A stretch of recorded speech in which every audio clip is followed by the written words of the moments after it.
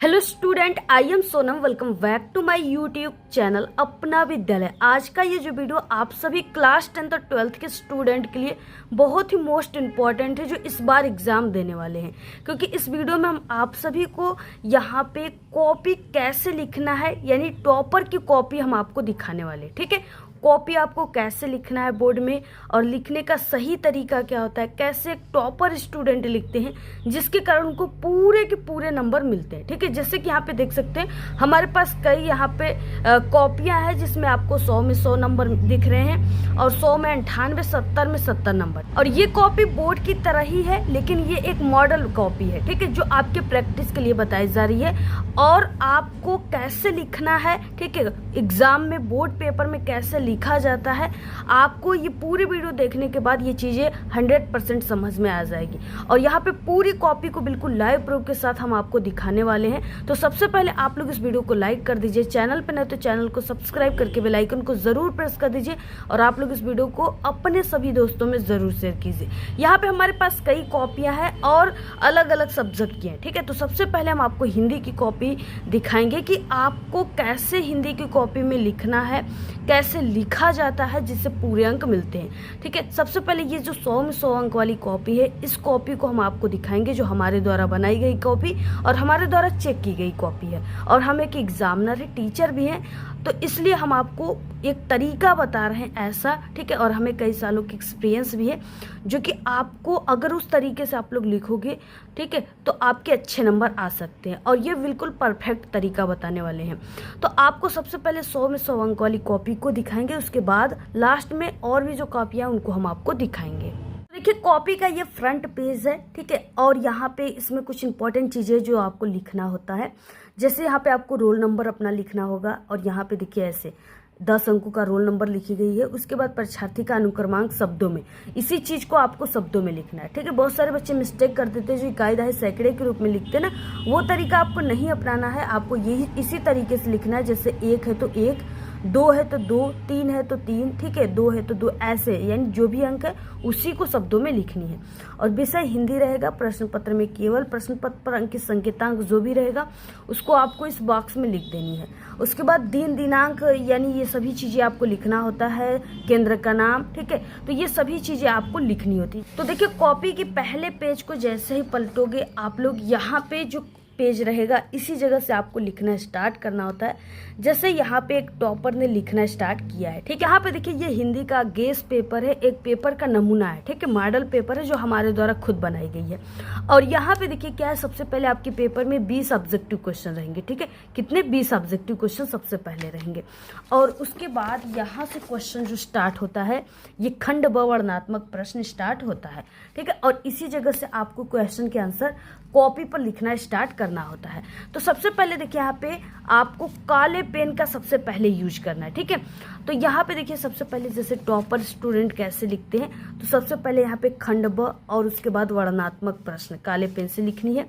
और उसके बाद देखिए ये क्वेश्चन नंबर 21 है, तो आपको क्वेश्चन नंबर सबसे पहले डालना है, लिखना है, जिससे टीचर को समझ में आता है कि आप लोग किस क्वेश्चन के नंबर के क्वेश्चन के आंसर को लिखे हो। ठीक है, तो यहाँ पे उसको कैसे लिखनी है, तो प्रश्नोत्तर संख्या 21 नंबर जैसे यहाँ पे लिखी गई है। उसके बाद देखिए यहाँ पे है क्वेश्चन 21 नंबर में कि निम्नलिखित गद्यांशों में से किसी एक के नीचे दिए गए प्रश्नों के उत्तर आप सभी को लिखना है, जो कि 6 नंबर का क्वेश्चन है। और ये 2-2 नंबर के क्वेश्चन रहेंगे। इसमें आपको 2 यहाँ पे गद्यांश दिए हुए, जिसमें से आपको किसी एक गद्यांश के तीनों क्वेश्चन के आंसर को लिखनी है। ठीक है, तो सबसे पहले आप लोग इन दोनों गद्यांश में से किसका आंसर लिख रहे हैं, टीचर को ये देखते ही समझ में आ जाए, इसके लिए आप सभी को संकेत लिखना होगा, हिंट्स लिखनी होगी। ठीक है, यानी गद्य लिखना होगा। ये गद्यांश है तो गद्य। तो इसमें आपको सबसे पहले देखिए गद्य ऐसे लिखना है, हेडिंग डालना है, और इसमें आपको हिंट्स में आगे के 2 वर्ड, यानी हे भगवान डैश डैश बना रही है, लास्ट के 2-3 वर्ड लिख देनी है। हे भगवान डैश डैश बना रही है, ऐसे लिख देनी काले पेन से। उसके बाद यहाँ पे फर्स्ट नंबर है, तो फर्स्ट नंबर में है गद्यांश का आपको संदर्भ लिखनी है। ठीक है, तो संदर्भ में आपको पाठ का नाम, लेखक का नाम लिखना होता है। तो सबसे पहले कि देखिए यहाँ पे है कि हे भगवान तब के लिए विपद के लिए इतना आयोजन, परमपिता कि इच्छा के विरुद्ध इतना साहस, पिताजी की भीख न मिलेगी, क्या कोई हिंदू भूपृष्ठ पर बचा न रह जाएगा जो ब्राह्मण को 2 मुट्ठी अन्न दे सके, यह संभव है, फेर दीजिए पिताजी, मैं काँप रही हूँ, इसकी चमक आंखों को अंधा बना रही है। ठीक है, ऐसे दिया हुआ है। अब देखिए सबसे पहले यहाँ पे बच्चे ने गद्य लिखा, उसके बाद हे भगवान डैश डैश बना रही है। इतना लिखने के बाद पहले आपको क्वेश्चन से ही यहाँ पे जैसे इन्होंने लिखा है संदर्भ हेडिंग निकाला, वैसे आपको भी निकालना है। ठीक है, ये देखिए असली तरीका होता है लिखने का, क्योंकि देखिए हम आपको बता दें कि बच्चे तो सभी लिखते हैं, लेकिन सबको पूरे नंबर नहीं मिलते हिंदी में, और सब टॉपर नहीं बनते हैं, क्योंकि जो लिखते हैं, जिनको लिखने की सही तरीका पता होता है, जो इस तरीके से लिखते हैं, वही टॉपर बनते हैं। तो यहाँ पे फर्स्ट नंबर लिखना है, संदर्भ हेडिंग डालना है। ठीक है, इसमें स्टार्ट करना है। प्रस्तुत गद्यांश हमारी पाठ्य पुस्तक हिंदी के गद्य खंड में संकलित ममता नामक पाठ से लिया गया है। इस पाठ के लेखक जयशंकर प्रसाद जी हैं। ऐसे आपको लिखनी है। ठीक है, और देखिए आपको ये गद्यांश हमारी पाठ्य पुस्तक और ये जो हिंदी है इसको काले पेन से लिखनी है, कामा के अंदर लिखनी है। ये पाठ का नाम है ना, ये ममता पाठ से, तो इसको इन्होंने लिखे काले पेन से और कामा के अंदर लिखा है, जयशंकर प्रसाद को भी काले पेन से।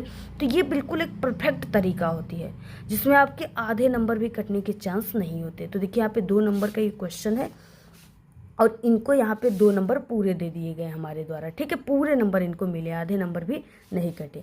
उसके बाद यहाँ पे ये संदर्भ हो गया पहली हेडिंग। अगली हेडिंग आपको लिखनी है तो 1 से 2 लाइन की गैप देनी है, और अगला हेडिंग है इसमें कि रेखांकित अंश की व्याख्या, जो कि 2 नंबर का है। रेखांकित अंश की व्याख्या में आपको उसी लाइन की व्याख्या करनी है जिसके नीचे अंडरलाइन है। तो यहाँ से यहाँ तक आपको, यहाँ से यहाँ तक टोटल क्या करना है, व्याख्या करना है। ठीक है, कैसे करना है देखिए, यहाँ पे सेकंड नंबर रेखांकित अंश की व्याख्या काले पेन से हेडिंग डाला गया है, और यहाँ पे देखिए इस तरीके से स्टार्ट किया गया है। जैसे प्रस्तुत गद्यांश में लेखक कहते हैं कि ममता नामक स्त्री अपने पिता से कहती है, पिताजी आपने ये अच्छा कार्य नहीं किया, यदि भविष्य में विपत्ति आती है तो भीख मांगकर हम अपना पेट पाल लेंगे, इस घूस लेने से तो कहीं श्रेष्ठ भीख मांगना है, इसकी चमक मेरे आंखों को खुलने नहीं दे रही, यानी अंधा बना रही है। तो इस तरीके से बिल्कुल सही और परफेक्ट तरीके से लिखी गई है और बिल्कुल सही आंसर है, जिसके कारण 2 नंबर इस पे, 2 नंबर इस पे, टोटल 4 नंबर मिले हैं। आधे नंबर भी इनके नहीं कटे हैं। अगला क्वेश्चन देखिए यहाँ से स्टार्ट होता है, और इसमें एक थर्ड क्वेश्चन है ना, अपने जो है पिता का कौन सा कृत्य ममता के परमपिता की इच्छा के विरुद्ध बताया गया है। ठीक है, तो यहाँ पे देखिए या विरुद्ध लगा है, तो यहाँ पे इसके आंसर लिखी गई है, जो कि 2 नंबर पूरे मिले, आधे नंबर भी नहीं कटे हैं। और बहुत सारे बच्चे होते हैं जो यहाँ पे छोटा सा आंसर कोई उस साइड का बचा है, यहाँ पे लिख दिए, तो बाकी का यहाँ पे जो सादा पेज है इसी जगह से क्वेश्चन नंबर डालकर स्टार्ट कर देते हैं। ठीक है, लेकिन हम आपको बता दें इन्होंने जो है नहीं ऐसे लिखा। इन्होंने ऐसा क्यों नहीं लिखा और क्यों नहीं लिखना ज़रूरी है, क्योंकि देखिए आपका ये जो कॉपी मिलती है ना, ये कॉपी आप लोग जैसे एग्ज़ाम दोगे तो बोर्ड परीक्षा देंगे, और उसमें क्या है कि आपको ये नहीं कि आपको पैसे वहाँ पे 5 रुपया 10 रुपया देकर कॉपी लेना है। ठीक है, तो वहाँ पे आपको बिल्कुल फ्री में कॉपी मिलेगी, पैसा पहले ही जमा करा दिया जाता है, तो फ्री में कॉपी मिलेगी। तो आपका घर का तो कॉपी लग नहीं रहा है। ठीक है, तो इसलिए आप लोग बचत क्यों करोगे, आप लोग एक नए क्वेश्चन को नए पेज से स्टार्ट करो, भले ही यहाँ पे इतना जगह बचा है। ठीक है, ये सही तरीका होता है, तो ये आपको ध्यान में रखना है। 22 नंबर का क्वेश्चन है, निम्नांकित पद्यांश पर दिए गए प्रश्नों के उत्तर लिखना है 6 नंबर का। इसमें भी 2 पद्यांश रहेंगे, दोनों में से किसी एक पद्यांश के उत्तर को आपको लिखनी होगी, और ये इंपॉर्टेंट भी है। और ये जो पेपर है ये आपके कई, इस पेपर में ना इंपॉर्टेंट क्वेश्चन है जो बिल्कुल रिपीटेड क्वेश्चन है, जो आपके जो है यानी पिछले साल के कई पेपरों में आए हुए हैं, तो वो क्वेश्चन हम आपको जो इम्पोर्टेंट है उसे इस पेपर में अटेम्प्ट किए हुए। ठीक है, तो यहाँ पे देखिए इस तरीके से दिया है, तो यहाँ पे अतुलनीय जिनके प्रताप का साक्षी है प्रत्यक्ष दिवाकर से लेकर के घोष रणगर्जन तक दिया है। और इसमें क्या है, सबसे पहले कि इस तरीके से संदर्भ लिखना है। देखिए लिखे कैसे है स्टूडेंट, कैसे बच्चों के द्वारा लिखा जाता है एग्जाम में, टॉपर बच्चों के द्वारा। पद्यांश उत्तर सबसे पहले आपको लिखना है, प्रश्नोत्तर संख्या 22 नंबर, और पद्य में इसमें लिखना है, और आगे के 2 वर्ड अतुलनीय जिनके डैश डैश रणगर्जन, और इसमें भी आपको सबसे पहले संदर्भ लिखना है, जिसमें पाठ का नाम कवि का नाम लिखना है। ठीक है, तो यहाँ पे अ नंबर संदर्भ हेडिंग डालना है। प्रस्तुत पद्यांश हमारी पाठ्य पुस्तक हिंदी के पद्य खंड में संकलित स्वदेश प्रेम नामक पाठ से लिया गया। इस पाठ के रचयिता यानी कवि राम नरेश त्रिपाठी। तो आपको पद्यांश में ऐसे संदर्भ लिखना है, अगर ऐसे लिखते हो तो पूरे 2 नंबर मिल जाएंगे, आधे अंक भी आपके नहीं कटेंगे। क्वेश्चन इसमें है कि रेखांकित अंश की व्याख्या, यानी यहाँ से यहाँ तक कि आप सभी को व्याख्या करनी जिसके नीचे अंडरलाइन है। तो इस तरीके से आपको ब नंबर डालना है, रेखांकित अंश की व्याख्या या सेकंड नंबर भी लिख सकते हो। और इस तरीके से आपको व्याख्या करना है जैसे इन्होंने किया है। देखिए 2 नंबर इस पे, 2 नंबर इस पे, ठीक है, 4 नंबर पूरा मिला हुआ है। और उसके बाद देखिए यहाँ पे भी क्वेश्चन दिए हुए हैं, क्योंकि 3 क्वेश्चन होते हैं ना। और उसके बाद एक क्वेश्चन दिया है जिसका आंसर इन्होंने लिखा है पूरे 2 नंबर मिले हुए। कभी कभी क्वेश्चन में आ जाता है कि पद्यांश में कौन सा रस है, तो वहाँ पे बी रस उसका उत्तर होगा, ये भी आ जाता है क्वेश्चन में, इसे भी आप लोग तैयार करके। अगला देखिए है संस्कृत गद्यांश उत्तर, जो आपका 23 नंबर में आता है। निम्नलिखित संस्कृत गद्यांशों में से किसी एक का संदर्भ सहित हिंदी अनुवाद करना है। 2 नंबर संदर्भ पे, 3 नंबर अनुवाद पे और 5 नंबर का क्वेश्चन है। और ये इंपॉर्टेंट है, रिपीटेड क्वेश्चन एग्जाम में कई बार आ चुके हैं। तो यहाँ पे देखिए नागरिका बहुल कालम से लेकर दत्तानी तक दिया हुआ है, अथवा करके अस्माकं संस्कृति दिया हुआ है। तो स्टूडेंट ने यहाँ पे नागरिका बहुल कालम वाला ही किए हैं।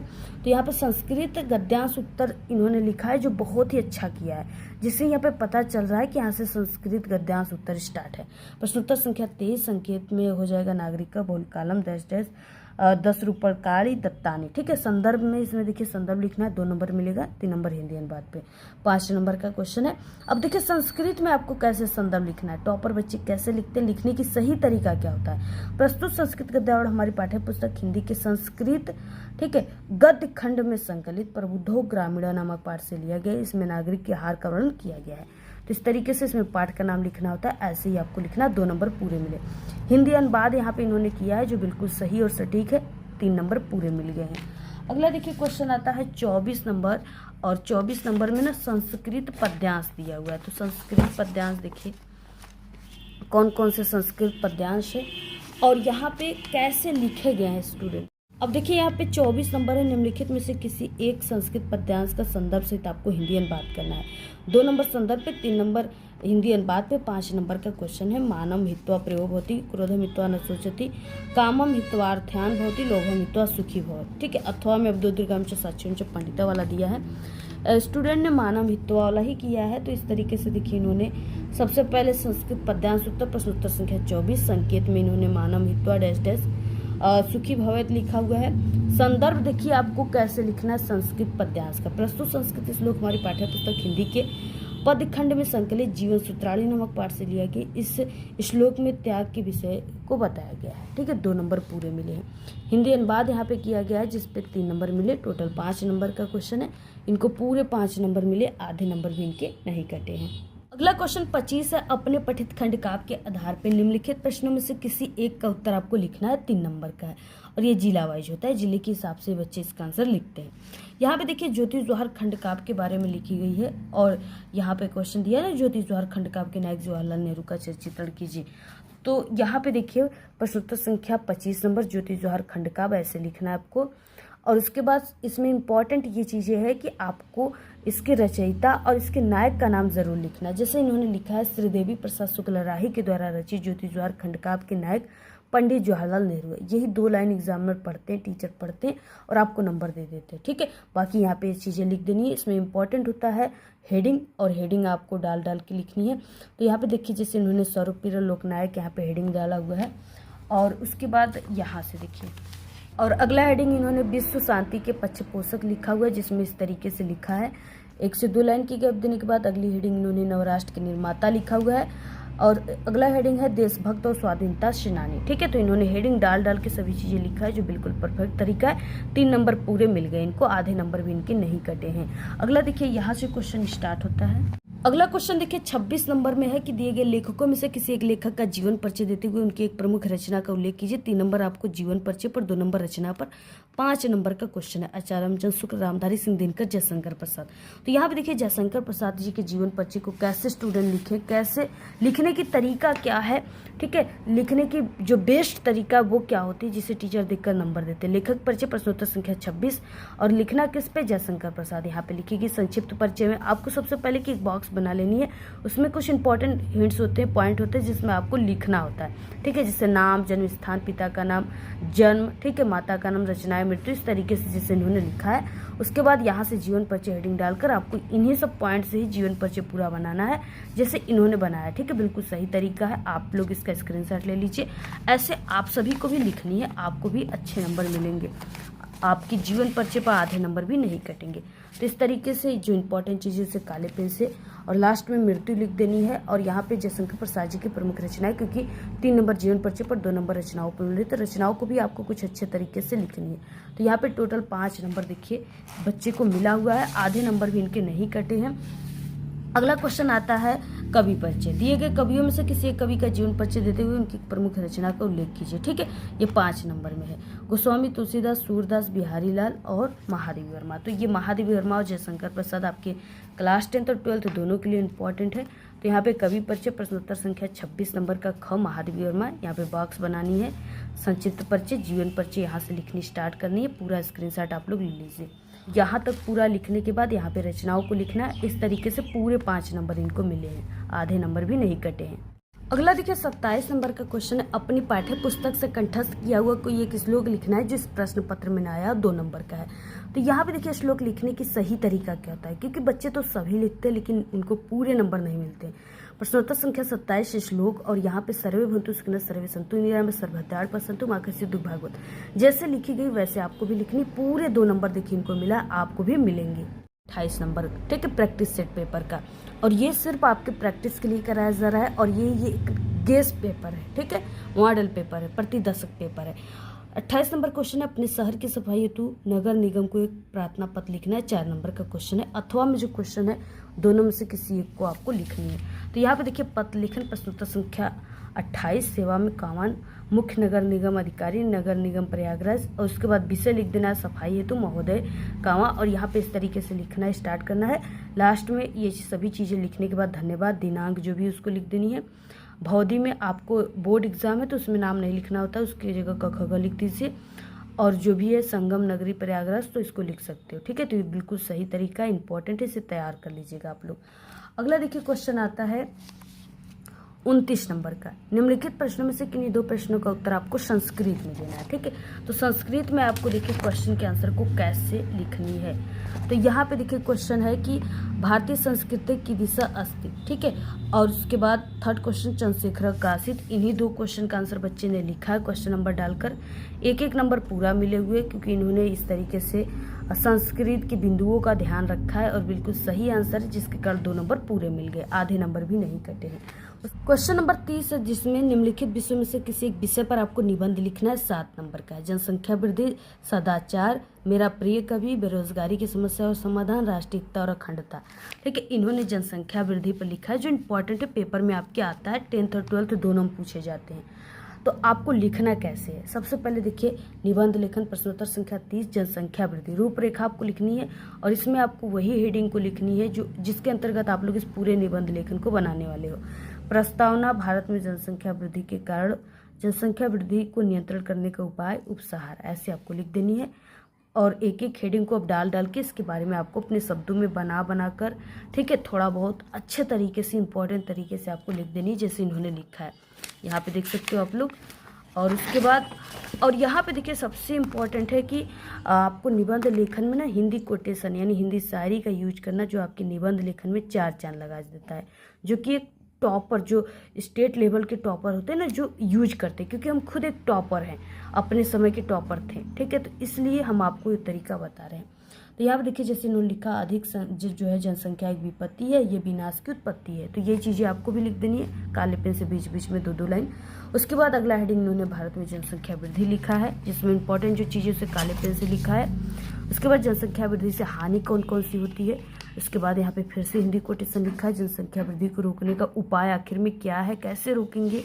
तो ये सभी चीज़ें आपको अपने शब्दों में बना कर लिखनी है।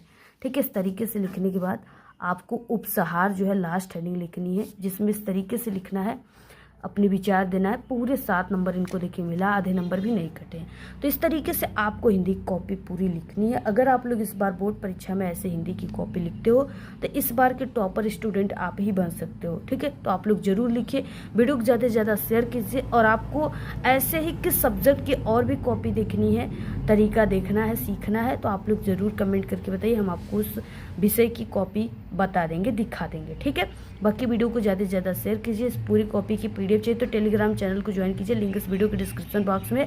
और आप लोग चैनल को जरूर सब्सक्राइब कीजिए, क्योंकि ऐसे ही आपको पेपर मिलेंगे, इंपॉर्टेंट जो है पेपर और इम्पॉर्टेंट ऐसी कॉपियाँ बोर्ड की टीचरों के द्वारा चेक किया गया है। ठीक है, यानी एक प्रैक्टिस सेट के लिए आपको दिया जाएगा। तो आप लोग अच्छे से चैनल को सब्सक्राइब करके अच्छे से पूरी वीडियो को ध्यान से ज़रूर देखिए। धन्यवाद।